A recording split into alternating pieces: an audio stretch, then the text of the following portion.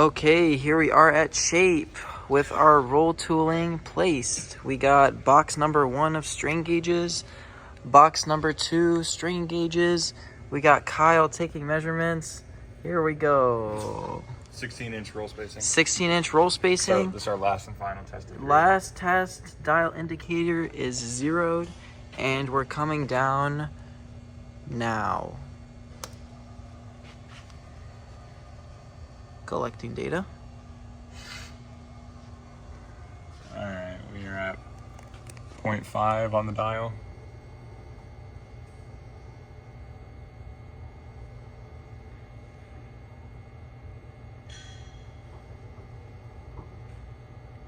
Okay, that's 1 millimeter.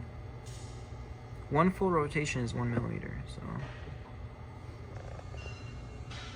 Making readings on here. And we should be stopping at 2 millimeters because we're going to a force right now.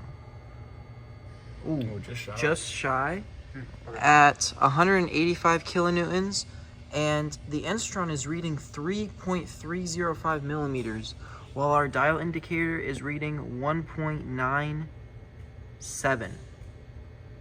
1.968, literally. Okay, middle strain gauge, we've got 2174. Left, we've got 796. Right is 792. Top inboard is -43. Bottom is -140. Okay. Top outboard is -50. Bottom outboard is -141. Dang. Alrighty.